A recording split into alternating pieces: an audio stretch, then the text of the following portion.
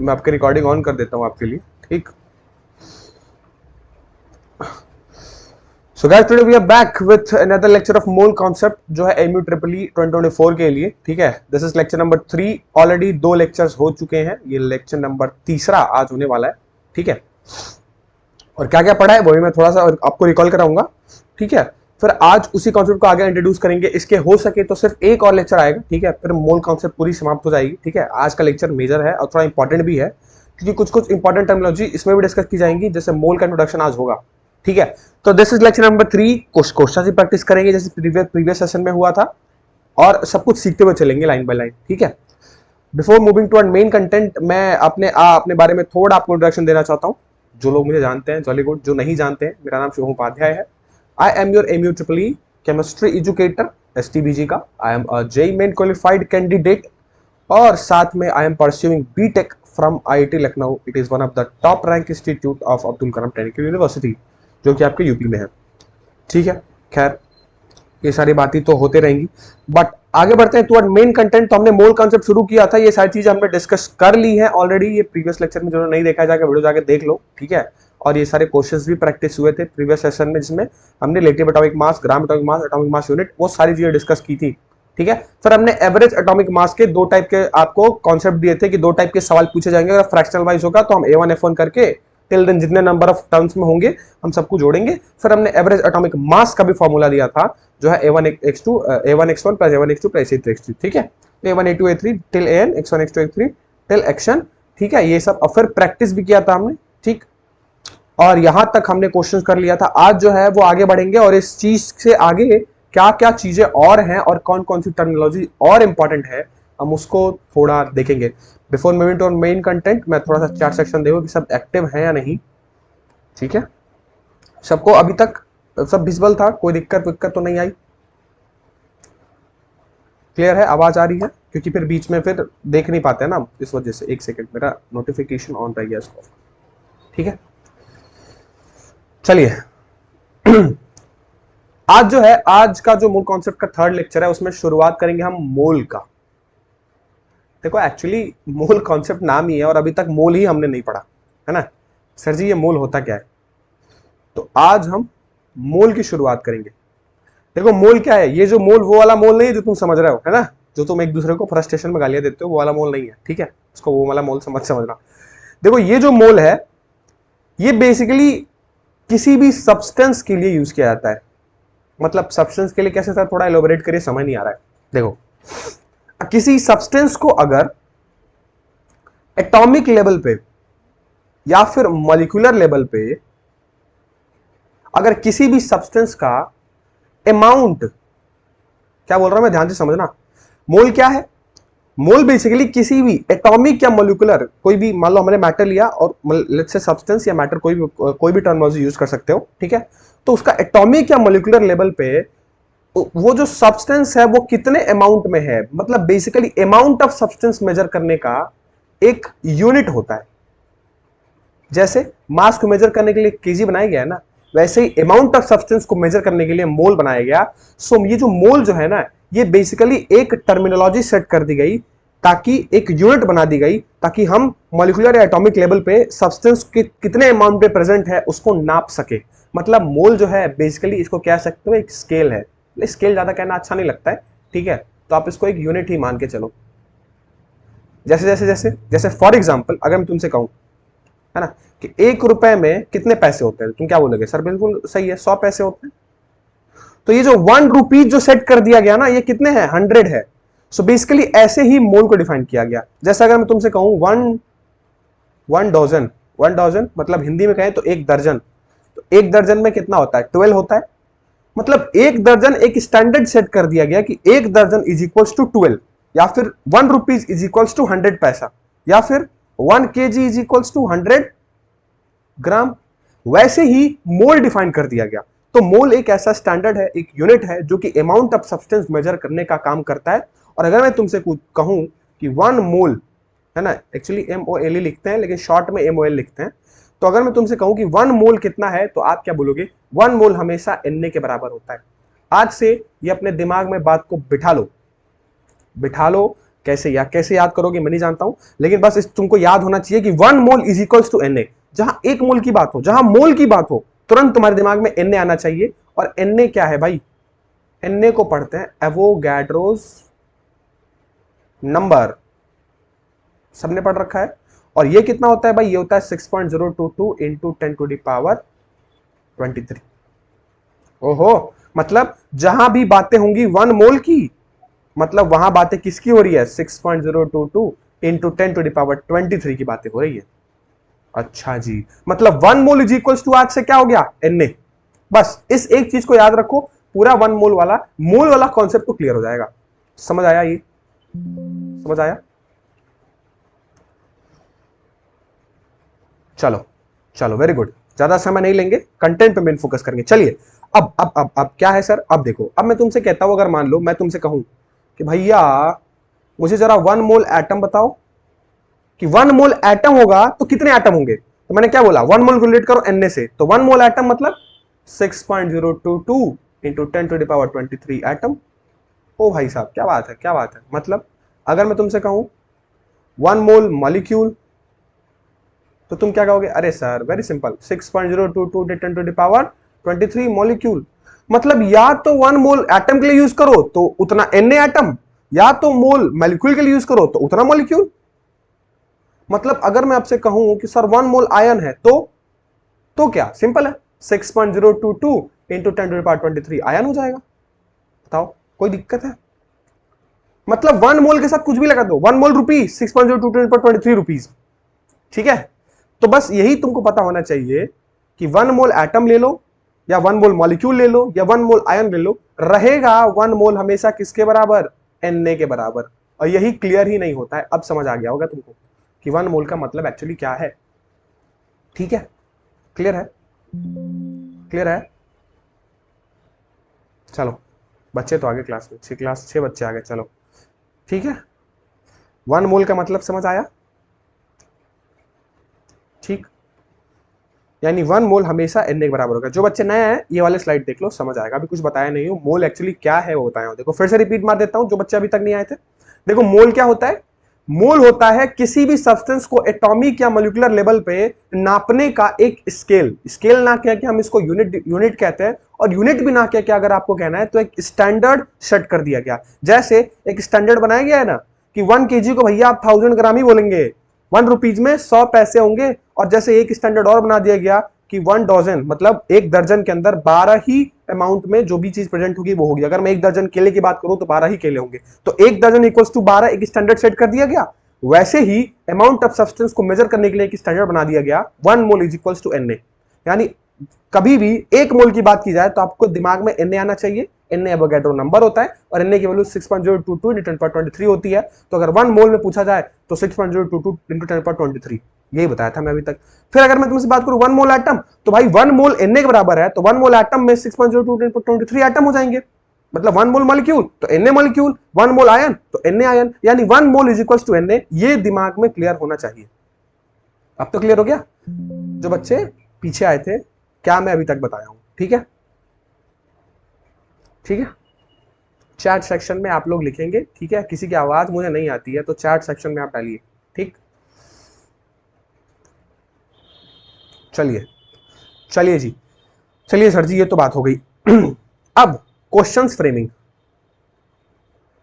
क्या question framing? और question framing का मतलब कि अब मैं आपको सारे फॉर्मूले दे दूंगा जिसमें मोल से रिलेटेड जो सवाल पूछे जाएंगे उनके लिए वो होगा।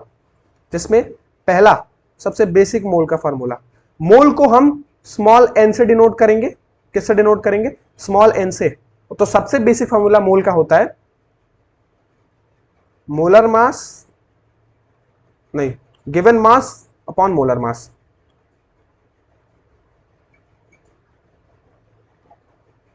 Given mass of the substance upon molar mass, ये पहला फॉर्मूला है। आओ थोड़ा फार्मूला समझा देता हूं। बाकी तो आप कॉम्पिटिटिव एग्जाम में आ गए हो तो तुमको डेरिवेशन की जरूरत तो है नहीं, सीधा फार्मूला याद रखिए, बस आपका काम हो जाएगा। क्योंकि अब के एग्जाम फार्मूला बेस्ड ज्यादा हो गए हैं, इवन जेई मेन भी फार्मूला बेस्ड हो गया है, तो चिंता आपको करने की जरूरत है नहीं, अगर ढंग से फार्मूला याद कर लिया ना एग्जाम निकालोगे। देखो एन क्या है यहाँ, सबसे पहला नंबर ऑफ मोल्स निकालने का फार्मूला है ये गाइस, ये है फार्मूला नंबर ऑफ मोल्स निकालने का। मतलब नंबर ऑफ मोल्स का फार्मूला क्या है, सबसे पहला और basic formula, given mass of the substance upon molar mass. मतलब अगर कोई सब्सटेंस दिया हुआ है और हमसे कोई पूछ दे, मान लो कि 4 ग्राम ऑक्सीजन, 4 ग्राम नाइट्रोजन, या फिर 4 ग्राम हीलियम, या फिर कोई भी सब्सटेंस हो, उसमें कितने नंबर ऑफ मोल्स है, तब आपको क्या करना है, वो जो गिवन मास है उससे उसके मोलर मास से डिवाइड कर देना है, तो आपको नंबर ऑफ मोल्स मिल जाएगा। क्या मिल जाएगा, नंबर ऑफ मोल्स मिल जाएगा। ये था पहला फार्मूला। जब क्या गिवन हो, जब आपको मास गिवन हो तब ये लगाना, जब आपको मास गिवन हो तब। ठीक है, ठीक है, समझ गया। चलो सेकंड नंबर। अब दूसरी चीज, जैसे मोलर मास में अगर मास गिवन है तो वो तो हम तो निकाल लिए, ठीक है। अब मान लो हमसे कोई कह दे कि नंबर ऑफ पार्टिकल्स, ठीक है, या फिर कई बार इसको नंबर ऑफ एटम्स ही बोल दिया जाता है, ठीक है, वो निकालना हो तो उसके लिए मोल का फॉर्मूला क्या है, थोड़ा सा ये देखेंगे हम। नंबर ऑफ पार्टिकल्स या नंबर ऑफ एटम्स कई बार करके पूछ देता है, तो अगर उसके लिए हमको निकालना हो तो मोल का फॉर्मूला क्या है वो देख लो। अगेन मोल को डिनोट करेंगे हम स्मॉल एन से, और ये जो होता है बेसिकली थोड़ा अच्छे से लिखते हैं, ठीक है, नंबर ऑफ मोल को डिनोट करेंगे स्मॉल एन से, और ये जो होता है ये होता है नंबर ऑफ पार्टिकल्स या फिर एटम्स डिवाइडेड बाई एन ने, ये मोल का दूसरा फार्मूला।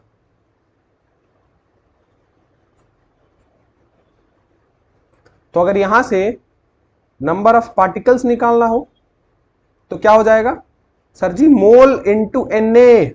ओके, समझ गए, समझ गए। और एन ए की value sir ji Avogadro number पता है कितना है, 6.022 इंटू 10⁻23। क्लियर। चलो आई थॉट ये दो फार्मूले समझ में आए हैं। एक बार चार्ट सेक्शन भी देख लेते हैं, एक्टिव तो है। 1 मोल इक्वल टू, तो जो यूनिट मोल की होगी वही एन में लग जाएगी, बिल्कुल वही लग जाएगी। समझ गए, समझ गए, समझ गए। हाँ, अब 1 मोल रुपी की बात करूं तो N rupees, 1 mole is equal to N, वो सेट कर दिया क्या स्टैंडर्ड। ठीक है, समझ आया। क्या दोनों फार्मूले क्लियर है अभी तक सबको? बेसिक सिंपल से फार्मूले हैं जो आपको सीखने हैं, क्वेश्चन प्रैक्टिस करेंगे तो और मजा आएगा, समझ में आ जाएगा कि कैसे इंप्लीमेंट करेंगे, है ना। समझ में आया, समझ आया, समझ आया सबको? जल्दी बता दो, दोनों फार्मूले क्लियर है?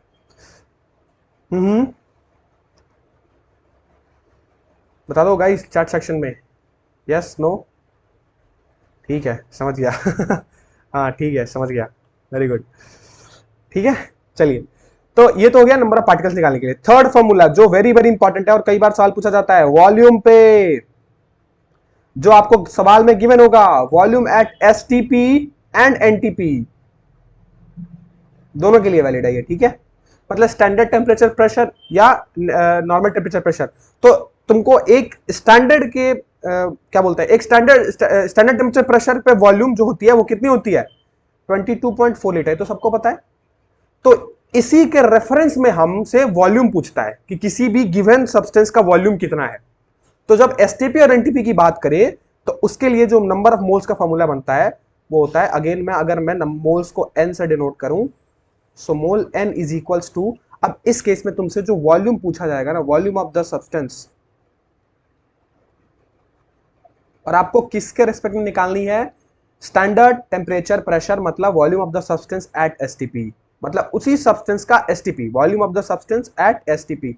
और एसटीपी पे कितना होता है या फिर एनटीपी, और सबको पता है कि एसटीपी और एनटीपी वॉल्यूम कितना होता है, जिनको नहीं पता है याद कर लो। हमेशा जब भी एसटीपी और एनटीपी दिखे आप 22.4 लीटर ही यूज करेंगे, कोई नीडेड नहीं है कि कहां से आया क्यों आया, बस समझ लो बना दिया गया। केमिस्ट्री में सब चीज का एक्सप्लेनेशन भी आपको नहीं मिलता है। ठीक है, तो याद कर लो कि एसटीपी और एनटीपी दिखेगा तो रेफरेंस के लिए नीचे किसका इस्तेमाल करेंगे हम, 22.4 लीटर। तो अब ये फार्मूला क्या हो जाएगा, N is equals to volume of the substance जो हमको निकालना है, मान लो, अपॉन किससे डिवाइड कर देंगे, 22.4 लीटर से। क्या बात है, बस डायरेक्ट फार्मूला यूज करो, आंसर लाओ, खेल खत्म। ठीक, और देखो ये तो खैर मेजर सवाल इन तीन से ही बन जाते हैं। ठीक है, अब देखो इसके लिए, इन तीनों चीज को याद करने के लिए मैं आपको एक माइंड मैप की तरह दे दूंगा कि कब मल्टीप्लाई कब। अब देखो इस केस में यहां से अगर वॉल्यूम निकालना हो तो क्या करेंगे भाई, देखो एक सवाल भी है बट एक स्लाइड और ऐड करता हूं, उसके बाद सवाल पे मूव करेंगे कि भाई सर्च पढ़ाया तो पर इंप्लीमेंटेशन भी तो सिखाइए कि लगेगा क्या और लगाएंगे कैसे।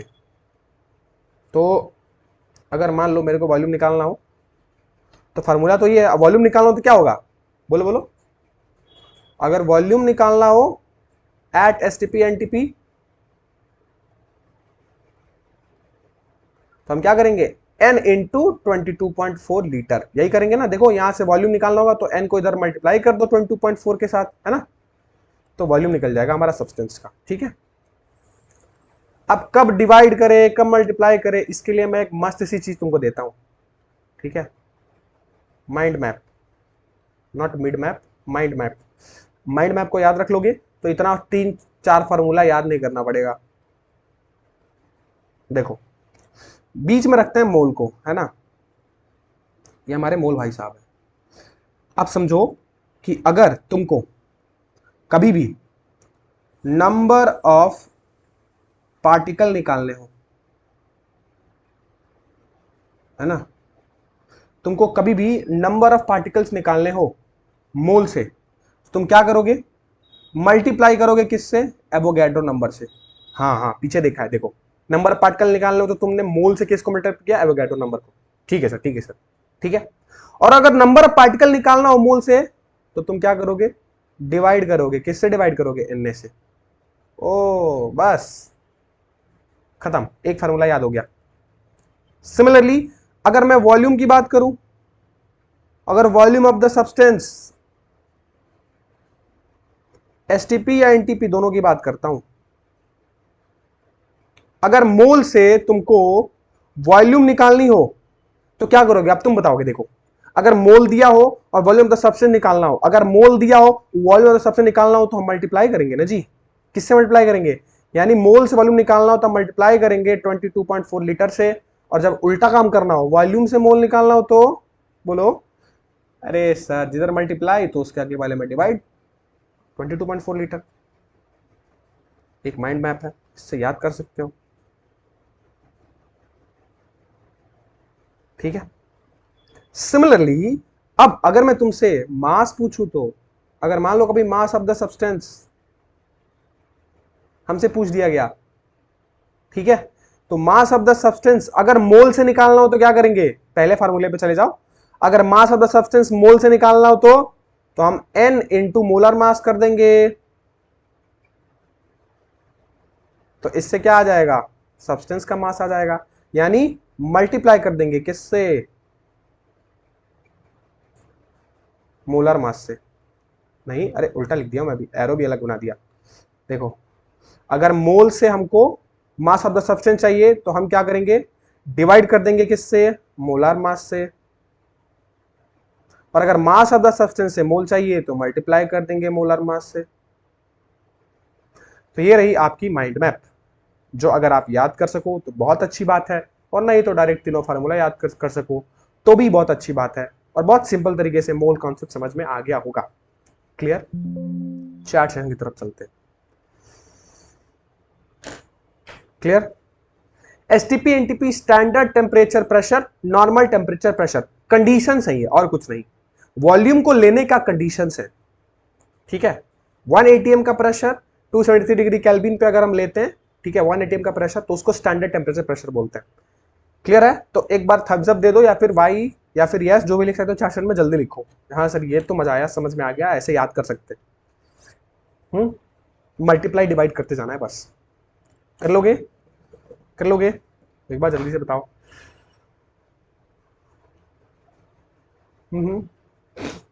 गाइस गाइस गाइस जल्दी कर लोगे, ताकि मैक्सिमम हम इस लेक्चर में कंप्लीट कर सके। इसका एक लेक्चर हो जाएगा लास्ट, बच्चे को जो चीजें होंगी हल्की फुल्की स्टोइकोमेट्री वगैरह तो वो उसमें खत्म कर देंगे, मोल का निपटा के जल्दी से आगे बढ़ेंगे।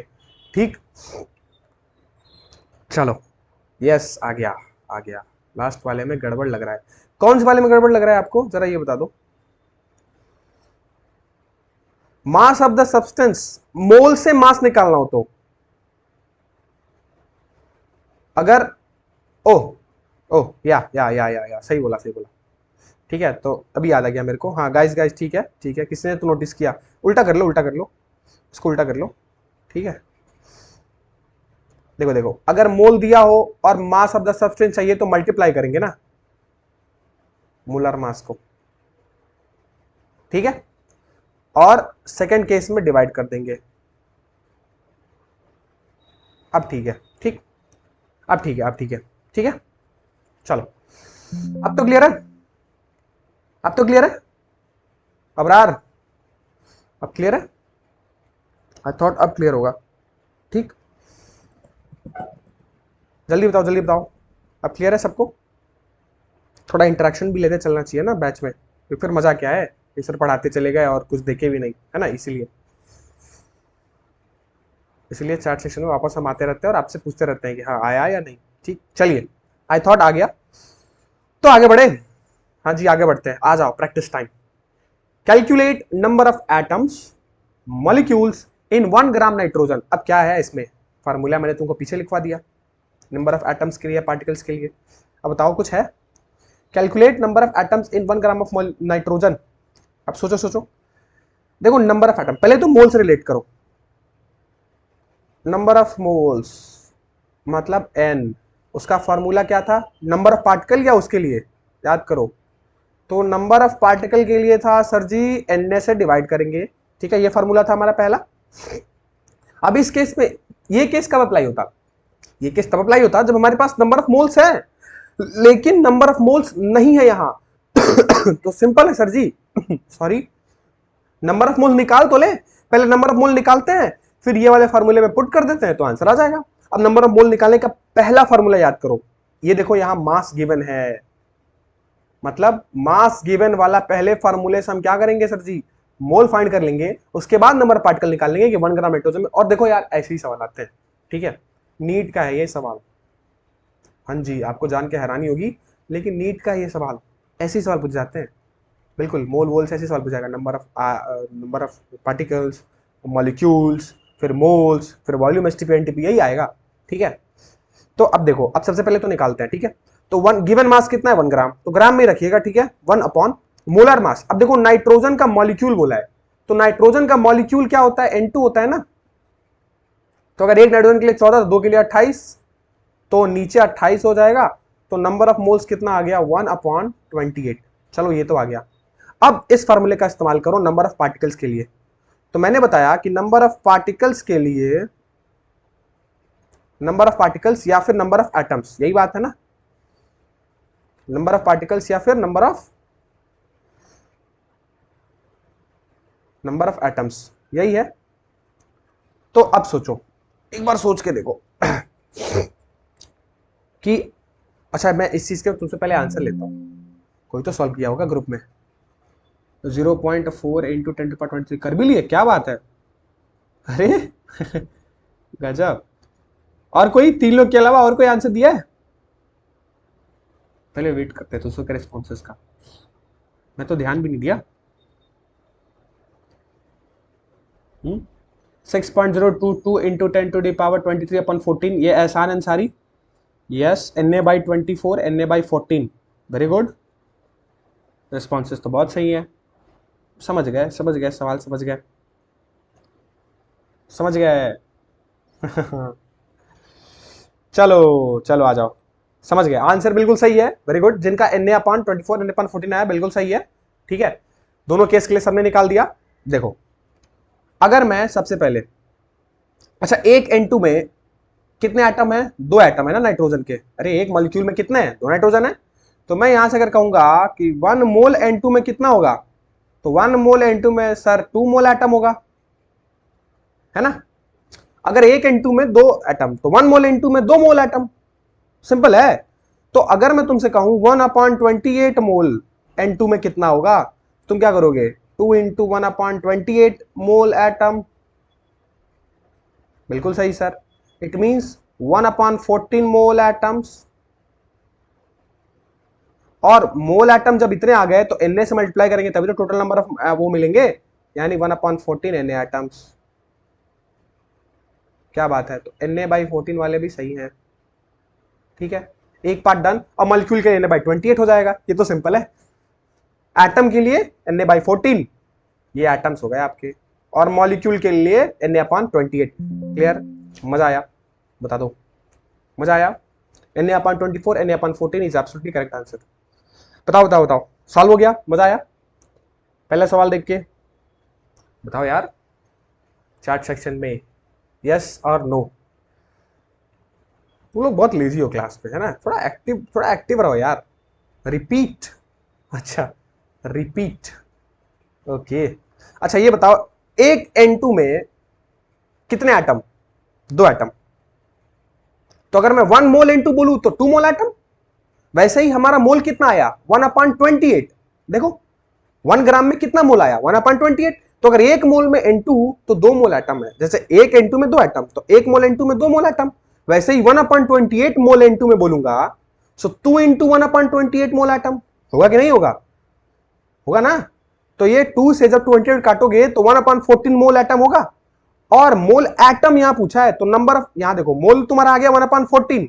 मोल कितना आ गया? अब एटम के लिए पूछ रहा हूं, नंबर ऑफ मोल्स कितना आ गया? 1/14। और हमको नंबर ऑफ पार्टिकल चाहिए, तो Na से मल्टीप्लाई करना पड़ेगा ना जी, ऐसे। तो इसलिए मैंने क्या किया, 1/14 इंटू Na, ये क्या दे देगा? नंबर ऑफ एटम दे देगा। किसके एटम देगा सर जी? N2 के। सो नंबर ऑफ एटम्स कितना हो गया? Na/14 नहीं हो गया? वही तो मैंने किया है यहां, बोलो वही तो मैंने किया है मोहम्मद शामी, यही तो मैंने किया है। अरे मैंने शॉर्ट डायरेक्टली कर दिया क्योंकि मुझे आंसर्स दिख गए ना ग्रुप में। मुझे आंसर दिख गया तो मुझे लगा समझ गए। नहीं समझे? अब समझ गए? अब समझ गए? स्टैंडर्ड को बस मेंटेन करके चलो। बेसिक मल्टीप्लिकेशन और डिवीजन है, और इसी में कंफ्यूजन क्रिएट भी होता है। ठीक है, बेसिक मल्टीप्लिकेशन डिवीजन में कंफ्यूजन क्रिएट होता है। अब समझ आ गया? हाँ, लेजी मत बनो, जल्दी बताओ। समझ आ गया?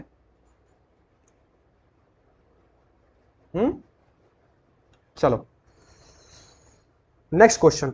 मैं नहीं करने वाला हूं सॉल्व, मैं सब बता चुका हूं। अब तुम लोग सॉल्व करोगे, मैं एंड में सॉल्व कर दूंगा। अगर आंसर मुझे सही दिखता है तो बहुत अच्छी बात है, सबसे आंसर सही दिखता है तो ही सॉल्व करूंगा, वरना आप सॉल्व करोगे। चैट सेक्शन में देखते रहूंगा। बट सवाल देख लो, सवाल क्या है? Calculate volume in litre of 20 gram hydrogen at STP। वाह वाह, पढ़ाया हुआ, पीछे ही पढ़ा दिया थी अभी। फार्मूला फटाक से पहले लिखवा देते हैं।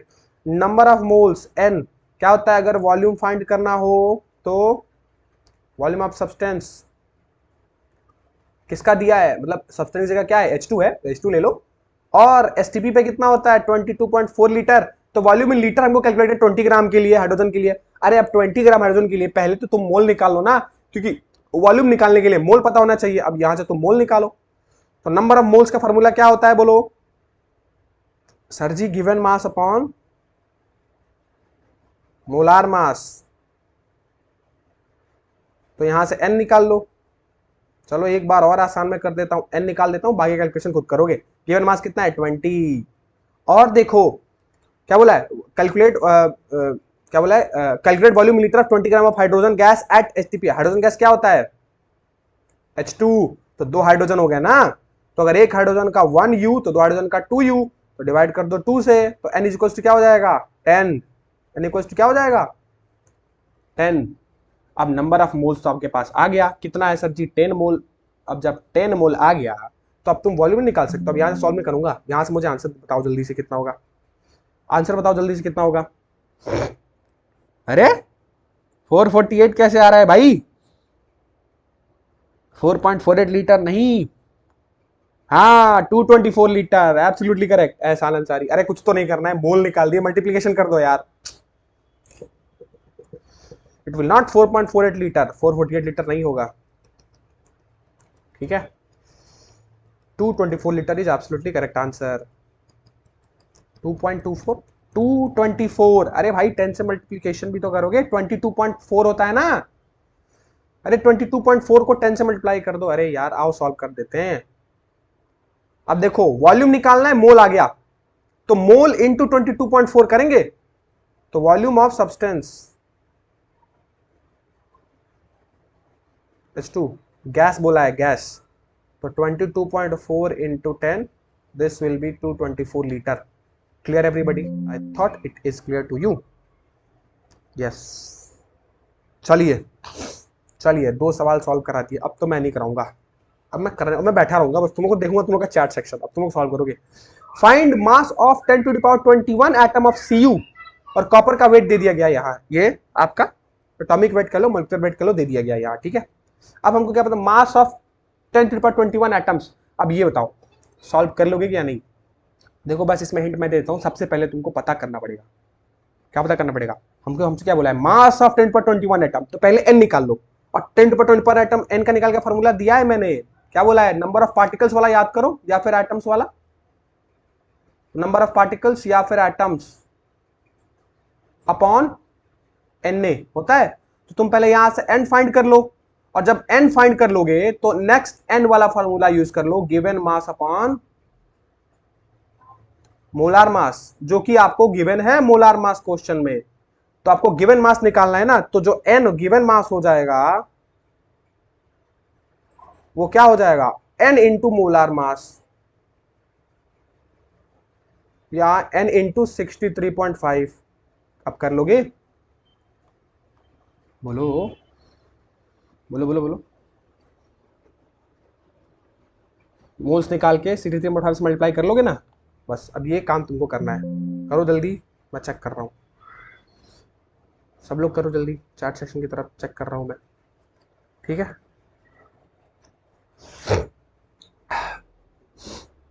ठीक है,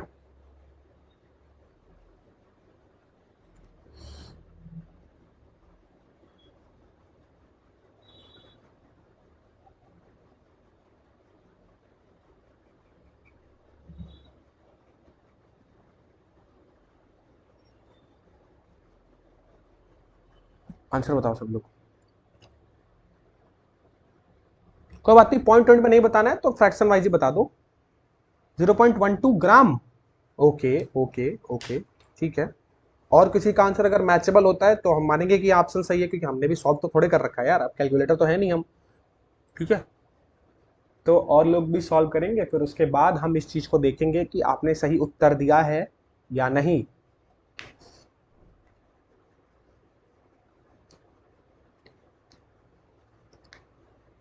ठीक,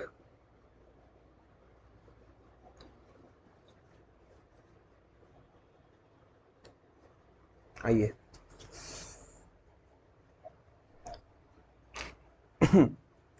चलो कर तो लोगे ना, ये बता दो बस, अभी बिजी मत हो, कर तो लोगे ना। अगर कर लोगे तो जल्दी से आगे बढ़ते हैं, क्योंकि आज मैं सोचा हूं कि आपको परसेंटेज कंपोजिशन फिर एम्पिरिकल फॉर्मूला वगैरह पढ़ा दूं। तो फिर वो कल के लेक्चर के लिए चले जाएगा तो समय ज्यादा लग जाएगा, इसलिए कह रहा था।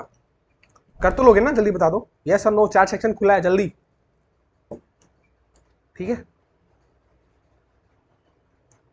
चलो चलो चलो चलो चलो, ठीक है, तो कर लेना, ठीक है।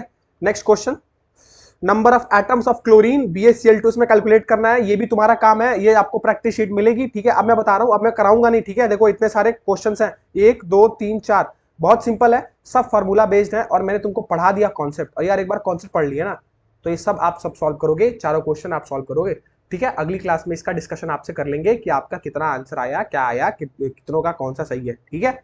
ठीक, ठीक है, बोलो ठीक है ना। दे सक कर लोगे ना 4 क्वेश्चन, अरे 4 क्वेश्चन है यार, कर तो लोगे, कर लोगे कर लोगे कर लोगे। 10⁻³ 10⁻³ आ रहा है तुम्हारा, नहीं यार 10⁻³ तो नहीं आएगा,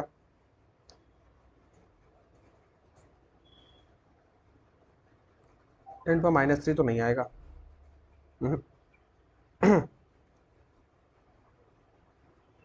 ठीक है, कर लोगे ना, ये जल्दी बताओ, ये होमवर्क के लिए तुम लोग को दे रहा हूं, अभी मत बिजी हो, तो ये आगे कौन सा, हाँ ठीक है, ठीक है, एक बार सब लोग बताओ। अरे हटो यार, कैलकुलेशन कर ही डालते हैं, फोन लाओ मेरा, तुम लोग झुट्टे परेशान किए हुए हो। 10⁻, कितना था दिखाओ, एक इसका आंसर बता देते हैं, फिर इसको सॉल्व भी कर डालते हैं।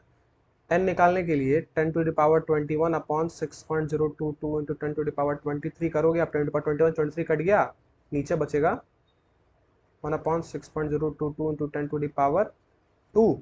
अरे यार इसको 1/600 मान लो, तो मोल आ गया 1/600, इंटू 63 पॉइंट मतलब 1/600 मोल तो आ गया, और हमको क्या कैलकुलेट करना है, हमको मास कैलकुलेट करना है, तो n की वैल्यू आ गई 1/100 इंटू 63.5, आंसर विल बी 63.5/100। यहां तक किसका आया है 63.5, 63 एक सेकेंड डिवाइडेड बाई 100, इसका आंसर आएगा 0.635 ग्राम। चलो खेल खत्म, चलो समय लगा दिए थे झूठ मूठ का, ठीक है ठीक है। तो आई थॉट किसी ने करेक्ट आंसर नहीं दिया, बट कोई बात नहीं, प्रैक्टिस करोगे, प्रैक्टिस से सब कुछ हो जाएगा, ठीक। चलो चलो चलो 0.635 इसका आंसर आएगा, ठीक। सर प्रीवियस क्वेश्चन में मास ग्राम में था और वॉल्यूम 10⁴ लीटर में निकला, ml में होना चाहिए था, गलत लग रहा है कुछ, नहीं गलत नहीं है, मास ग्राम में था, और कहां बोल रहे हो इसमें, अरे यार मास ग्राम ऑफ हाइड्रोजन में था, अच्छा अच्छा अच्छा अच्छा, मतलब बेटा एक दिन कंफ्यूजन क्या हो गया है, एहसान अंसारी, एक दिन मुझसे कंफ्यूजन क्या हो गया, तुम लोग चोबो समझ लिए हो क्या, सर हमेशा गलतियां करते रहेंगे, हाँ। तुम्हारे पास अपने पास कॉमन सेंस नहीं है कि यहाँ मास ग्राम में क्यों दिया गया है, यहाँ मास ग्राम में दिया गया है, पूछा गया है कि 20 ग्राम में कितना वॉल्यूम लीटर में होगा, तो 20 ग्राम के लिए ये ग्राम क्यों रेफरेंस दिया गया है, ताकि हम नंबर ऑफ मोल्स निकाल सके। अगर मास नहीं गिवन हो तो नंबर ऑफ मोल्स कहां से निकालोगे, नंबर ऑफ मोल्स नहीं होगा तो फिर वॉल्यूम कहां से निकलेगा, ठीक है। डिवाइड बाई 600, एक सेकेंड 1/600 होगा क्या, oh oh oh sorry sorry sorry sorry sorry sorry sorry, ठीक है कहाँ ध्यान रहता है मेरा, 1/600 होगा ना, हाँ। एहसान अंसारी, ठीक है ऐसे ही यहाँ नहीं बैठे हैं, जितना पढ़ाया जा रहा है उतना बस पढ़ा करो, ठीक है।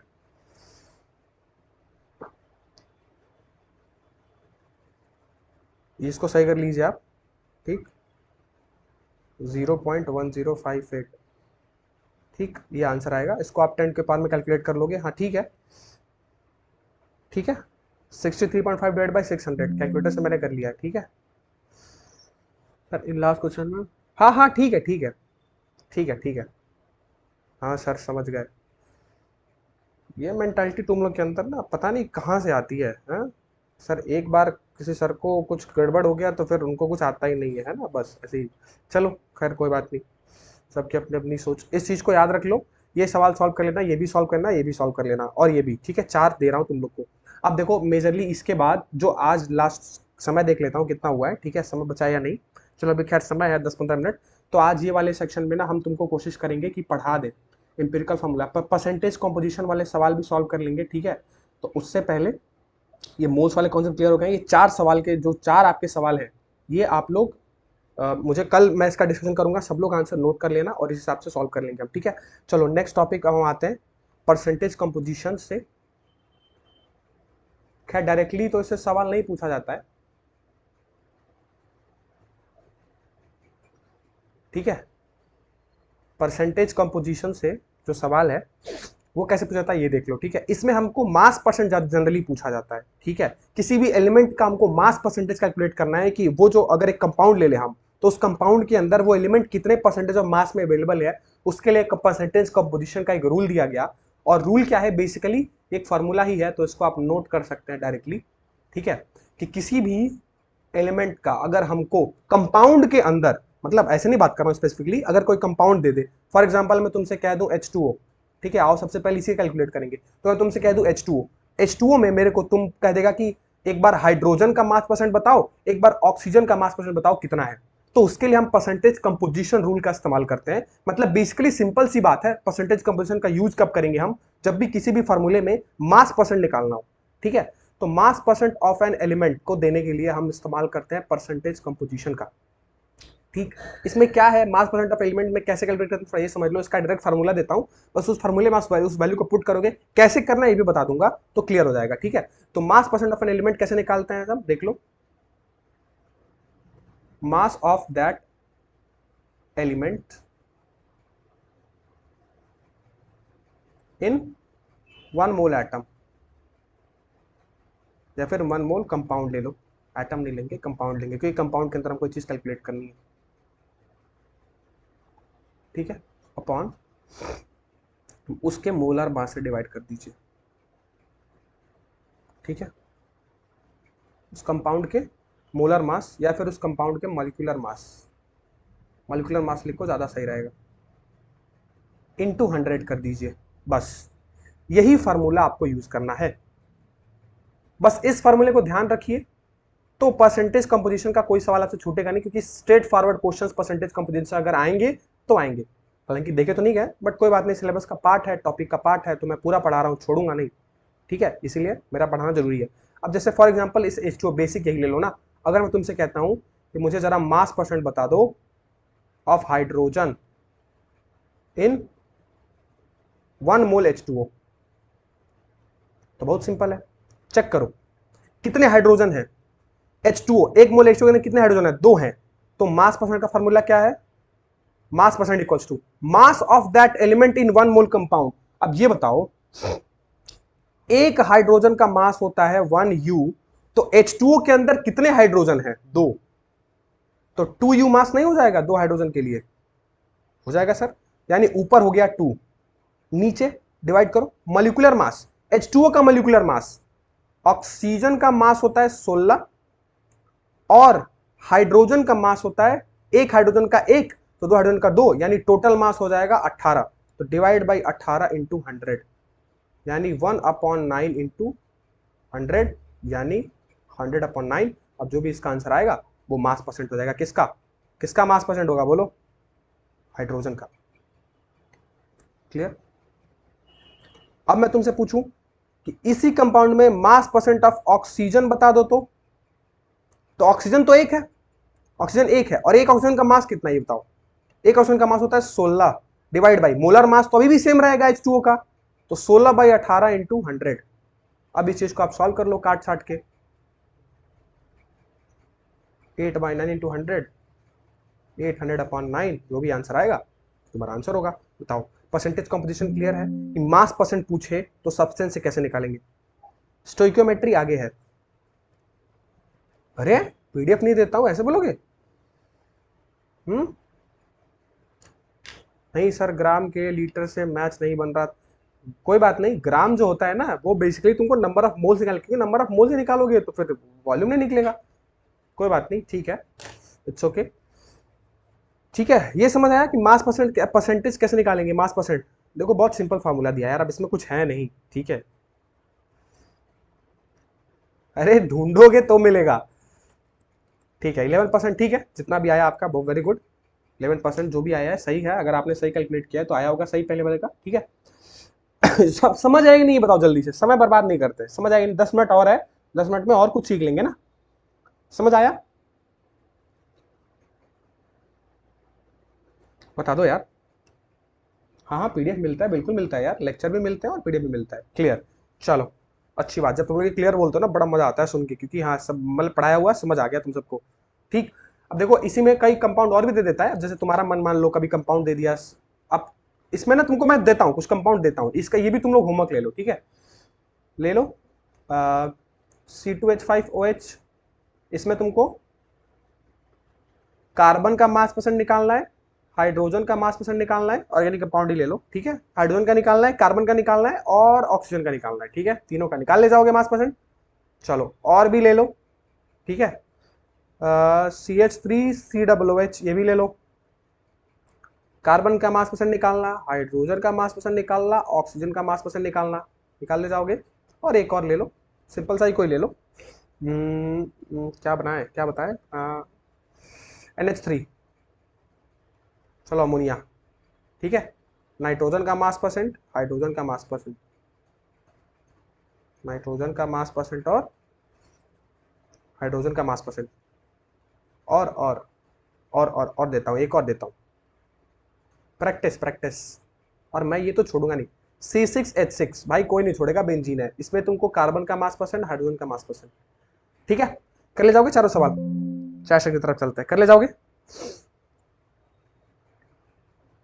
ठीक है, कर ले जाओगे ना चारों, कर ले जाओगे, देखो ना मेरे लेक्चर में समय लगता है ना पीडीएफ में, 1-1.5 घंटे के अंदर सबको मैं एक जगह करके ना अपलोड कर देता हूँ, ठीक है, तो एक बार चेक कर लेना कर लूँ, ठीक है, चेक कर लेना आप, ठीक।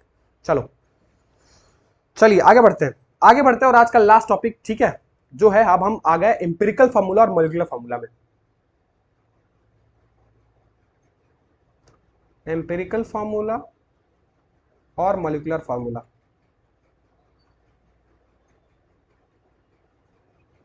एम्पिरिकल फार्मूला, मॉलिक्यूलर फार्मूला, अरे भाई जब मॉलिक्यूलर फार्मूला हमारे पास था तो सर एम्पिरिकल फार्मूला का रिक्वायरमेंट क्या है ये तो समझो, तो पहले समझो कि एम्पिरिकल फार्मूला मॉलिक्यूलर फार्मूला होता क्या है। अच्छा मॉलिक्यूलर फार्मूला क्या होता है, अब ये तो बहुत सिंपल है सर, क्या ऐसा फार्मूला जिसके अंदर क्या हो, जितने भी कंपाउंड हो सबका सम हम ले रहे हो, सबके मासेस का सम है ना, सॉरी किसी भी कंपाउंड में सारे एलिमेंट का मासेस का सम, वो मॉलिक्यूलर फार्मूला हो गया। मतलब फार्मूला अगर मैं लिखूं having actual number of atoms in a molecule और उन सबका सम, तो वो मॉलिक्यूलर मास हो जाएगा, उनके मासेस का sum. Formula having actual number of atom in a molecule, मतलब एक मॉलिक्यूल में कितने actual number of atoms present हैं, वो हो गया हमारा मॉलिक्यूलर फार्मूला। जैसे फॉर एग्जांपल अभी मैंने लिया C2H5OH C2H5OH, अब ये देखो इसके अंदर 2 कार्बन है, 6 हाइड्रोजन है, 1 ऑक्सीजन है, तो ये मॉलिक्यूलर फार्मूला कहा जा सकता है। ये किसका मॉलिक्यूलर फार्मूला होता है, इथेनॉल का, पढ़े हो ना। वैसे ही मॉलिक्यूलर फार्मूला क्या होता है, मॉलिक्यूलर फार्मूला जिसके अंदर एक्चुअली जितने नंबर होने चाहिए थे उतने प्रेजेंट हैं एक मॉलिक्यूल के अंदर। जैसे H2O, इसके अंदर 2 हाइड्रोजन 1 ऑक्सीजन चाहिए, और 2 हाइड्रोजन और 1 ऑक्सीजन है भी। लेकिन अगर मैं इंपिरिकल फार्मूला की बात करूं तो इंपिरिकल फार्मूला ना उस मॉलिक्यूलर फार्मूले का सिंपलेस्ट रेशियो होता है। क्या होता है इंपिरिकल फार्मूला, क्या होता है इंपिरिकल फार्मूला, क्या होता है simplest ratio of molecular formula, MF, ठीक है। जैसे फॉर एग्जांपल अगर मैं तुमसे कह दूं, मान लो C6H12O6, क्या है ये, ग्लूकोज है, सबको पता है ये ग्लूकोज का मॉलिक्यूलर फार्मूला MF है। अब खुद सोचो, अगर मैं क्या, अगर मैं इसमें से 6 को सब 6 से डिवाइड कर दूं सबको, या फिर 6 कॉमन ले लूं तो भी हो जाएगा। तो अगर मैं 6 से डिवाइड कर दूं इसको, तो देखो कार्बन 6 था, अब कार्बन 6 से डिवाइड करेंगे तो 1 हो जाएगा, हाइड्रोजन 12 था, डिवाइड करेंगे तो H2 हो जाएगा, और ऑक्सीजन 6 था, डिवाइड करेंगे तो O हो जाएगा। यानी CH2O, ये जो फार्मूला बना ना, कब सर जी, जब सिंपलेस्ट रेशियो ले लिए, तो इसको हम क्या बोलेंगे, एम्पिरिकल फार्मूला। वाओ, क्लियर हो गया अब तो क्लियर हो गया कि एम्पिरिकल फार्मूला कहां से आया। बोलो क्लियर हुआ कि नहीं हुआ। मतलब मॉलिक्यूलर फार्मूला जो होगा उसके अंदर एक्चुअल नंबर जितने एटम चाहिए उतने होंगे, लेकिन एम्पिरिकल फार्मूला में क्या करेंगे, अगर उनमें से जो एटम कॉमन है उसको निकाल लें अगर बाहर, तो जो बचेगा खेल खत्म, फिर वो हमारा एम्पिरिकल फार्मूला हो जाएगा। बोलो क्लियर है, बोलो क्लियर है, ठीक है। Teaching method very good, thank you very much Zainul Khan, तुमको मेरा टीचिंग मेथड पसंद आया, तो मैं ऐसे पढ़ाता हूँ। देखो ऐसा पढ़ाने का रीजन ये है ना, देखो सबसे बड़ी चीज, एक तो तुम और मैं ज्यादा एज का डिफरेंस नहीं है, दूसरी चीज 1.5-2 साल पहले मैं भी तुम्हारी जगह था, और क्या फंसता था, क्या नहीं समझ आता था, इसके पीछे का क्या रीजन है, उसमें बड़ा परेशान रहता था मैं, ठीक है। तो अब मैं वहां तक तुमको सोचने नहीं देता हूं, मैं कोशिश करता हूं कि पहले ही बता दूं कि भाई कुछ नहीं पता है मेरे को, तुम यहाँ ऐसे आए हो, मैं मान के चलता हूँ तो तुमने सब कुछ भूल, तुम ऐसा नहीं कह रहे हो तुम सब पढ़े नहीं हो, पढ़े हो सब, मान लो सब भूल चुके हो, कुछ नहीं पता है, तो जीरो से। इसलिए मैं तुमको बताया कि पहले इंपिरिकल फार्मूला मॉलिक्यूलर फार्मूला क्या है, वरना मोल कॉन्सेप्ट अगर जनरली किसी ड्रॉपर को पढ़ाया जाता है ना, तो ऐसे कभी नहीं पढ़ाया जाता जैसे मैंने तुम लोग को पढ़ाया है। बेसिक से लेके अच्छे से क्वेश्चन तो अभी तक सॉल्व करा लिए। क्लियर हो गया ना कि मॉलिक्यूलर फार्मूला इंपिरिकल फार्मूला में डिफरेंस क्या होता है। बताओ बताओ। अब देखो, अब एक मजेदार चीज दूंगा, कैसे, देखो इसमें ना सवाल रैंडमली पूछे जाते हैं, इंपिरिकल फार्मूला दे देगा मॉलिक्यूलर फार्मूला पूछ लेगा, या फिर मॉलिक्यूलर फार्मूला दे देगा इंपिरिकल फार्मूला पूछ लेगा, ऐसे भी होता है, बिल्कुल ऐसे होता है। देखो अब होगा क्या, देखो इसको ऐसे समझो, थोड़ा एनालाइज करते हैं। ये तो क्वेश्चंस आ गए, बट एक स्लाइड लेते हैं, इसको यहाँ से उठा के कॉपी करते हैं और थोड़ा इस चीज को एनालाइज करते हैं कि हमने किया क्या। ठीक, एक सेकेंड, सब क्लियर कर लेते हैं ना। देखो देखो, अच्छा ये बताओ, जैसे मैंने एग्जांपल लिया था ग्लूकोज का, ठीक है, तो हमने उसका मॉलिक्यूलर फार्मूला का एग्जांपल लिया था जो था C6H12O6, है ना, ये तो था C6H12O6, ये मॉलिक्यूलर फार्मूला था। अच्छा इसमें से हमने क्या निकाला, इसमें से हमने 6 को बाहर निकाला ना, तो 6 को जब हमने बाहर निकाला तो क्या बन गया, ये बन गया CH2O, यानी ये मॉलिक्यूलर फार्मूला कहा जाता है और ये इंपिरिकल फार्मूला कहा जाता है। अब जरा मेरे से मैं तुमसे ये कहता हूं कि मैं एक यहां रिलेशन लिखता हूं। कैसा रिलेशन? रिलेशन भाई, रिलेशन वही वाला रिलेशन जो तुम लोग समझते हो। रिलेशन कैसे रिलेशन? मॉलिक्यूलर फार्मूला और इंपिरिकल फार्मूला में क्या रिलेशन है, एक दूसरे से कैसे रिलेटेड है?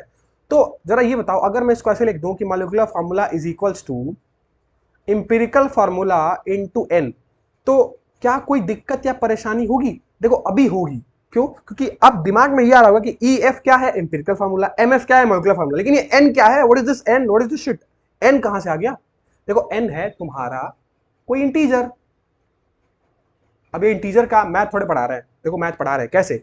देखो C6H12O6 में से 6 बाहर निकाले हो ना, तो भाई 6 एक इंटीजर ही तो है।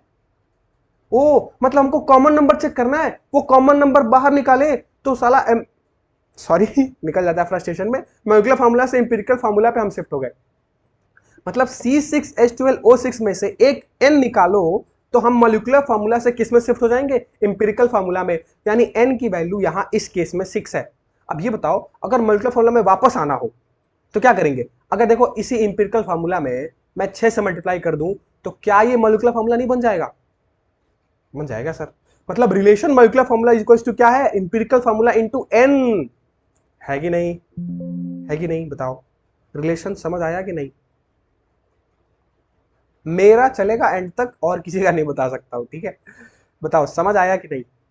Relation empirical formula into n कैसे है रिलेशन, समझ आया? समझ आया? जल्दी बताओ जल्दी बताओ, रिलेशन लिखा है कैसे है n? यस। अब क्या है, अभी भी कुछ है क्या? हाँ बिल्कुल है। देखो अब सवाल ये रहा होगा कि सर ये बताइए हर बार पता कैसे चलेगा? मान लीजिए हमको मैथ नहीं आता, एकदम नहीं आता है, ठीक है? ठीक है, हम मैथ्स जो हमारा AU ट्रिपल है ना, उसमें मैथ वाला हम सेक्शन छोड़ के आने वाला, हम अटेम्प्ट नहीं करेंगे, फिजिक्स केमिस्ट्री सिलेक्शन लेंगे। तो हमको n पता कैसे करे चलेगा? n कैसे पता चलेगा कि भाई इतने यही n को कॉमन निकालना है, ये वो इंटीजर कैसे निकाले? तो कुछ नहीं करना है भाई, आप क्या करिए, n निकालने के लिए ना आप मॉलिक्यूलर फार्मूला मास लिख लीजिए, है ना, और इंपिरिकल फार्मूला का मास लिख लीजिए, और इससे आपको n मिल जाएगा। ओ मतलब C6H12O6 का पूरा मास कैलकुलेट कर लीजिए, मॉलिक्यूलर मास, और फिर CH2O का पूरा मॉलिक्यूलर मास कैलकुलेट कर लीजिए, और जब मॉलिक्यूलर फार्मूला का मास और इंपिरिकल फार्मूला का मास आप डिवाइड कर देंगे तो ये n आ जाएगा। इस n को उठा के यहां पुट कर देंगे तो एंड में आपको मॉलिक्यूलर फार्मूला मिल जाएगा। क्या बात है? क्लियर? क्लियर? n भी मैंने तुमको निकालना सिखा दिया, दोनों का रिलेशन भी स्टेब्लिश करना सिखा दिया, तो समझ आ गया होगा कि इंपिरिकल फार्मूला मॉलिक्यूलर फार्मूला क्या है और इन दोनों में क्या रिलेशन है। और कभी अगर हमको इंपिरिकल फार्मूला दे दे तो मॉलिक्यूलर फार्मूला कैसे बनाएंगे, किस रिलेशन का इस्तेमाल करके बनाएंगे? सर जी ये वाला। और अगर n नहीं पता चल रहा है तो मॉलिक्यूलर फार्मूला मास। और देखो चिंता मत करो, ये आपको गिवन होता है, मॉलिक्यूलर फार्मूला मास ये आपको गिवन होगा क्वेश्चन में, बिल्कुल टेंशन नको करने का, गिवन होगा ये, ठीक है? क्लियर? क्लियर? देखो यार अब अगर पढ़ाते पढ़ाते इतना अच्छा से मैं ही तुमको PYQ भी कराऊं तो यार तुम क्या करोगे? सोल्यूशन PYQ तो अपलोड हो ही रहा है, ठीक है? सोल्यूशन PYQ को अपलोड कर रहा हूं मैं, आज कोऑर्डिनेशन कंपाउंड का सोल्यूशन जाएगा, एक बार जाके देखना, ठीक है?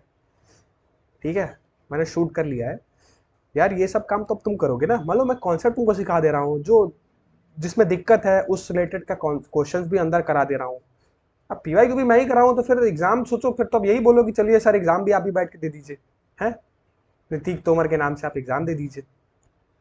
अरे यार कुछ तो खुद करो। ठीक है? अरे क्लियर तो हो गया? अरे बता दो भाई, अरे बता दो कि empirical formula molecular formula clear हो गया सर जी। ऐसे नहीं पढ़े थे, ऐसे पढ़े थे बताओ? ऐसे समझे थे इंपिरिकल फार्मूला मॉलिक्यूलर फार्मूला वाला टॉपिक? मेंस वगैरह के हाँ वो करा देंगे, उसका चिंता मत करो, वो तुम्हारे लिए एडिशनल है ना। हाँ वो जब कॉन्सेप्ट जिस चीज पढ़ाएंगे और मुझे अच्छा सवाल जो भी मिल गया जहां से भी जिस कोने से भी, ठीक है, मैं सवाल खुद से तो नहीं बना सकता हूँ ना, तो मुझे जिस कोने से भी सवाल मिल गया जो कॉन्सेप्ट मुझे पसंद आएगा, बढ़िया लगेगा कि हाँ इसमें करा देना चाहिए, मैं डेफिनेटली करा दूंगा, ठीक है, उसकी चिंता मत करो। वो मेंस वाला, जेई मेंस वाला तो मैं मान लो पूरा कैंडिडेट ही हूँ, तो फिर तो मजा ही आता है जेई मेंस में, है ना। अभी क्लियर हो गया, जल्दी बता दो यार, मतलब फुल क्लियर फॉर्मूला, लेट नहीं करते, जल्दी बता दो। क्लियर है, सबको क्लियर है भाई? चैट सेक्शन आपके लिए खुला हुआ है, बता दो सबको क्लियर है। हम्म, बता दो बता दो। नहीं नहीं, बस लास्ट टॉपिक था आज का ये, ठीक है। सवाल वाल इसके, और अभी ये खत्म नहीं हुआ है, ना ना ना ना ना, इंपिरिकल फॉर्मूला का एक और टाइप आता है जो परसेंटेज कॉम्पिटिशन पूछा जाता है, वो मैं सवाल के थ्रू कराऊंगा आपको, ठीक है।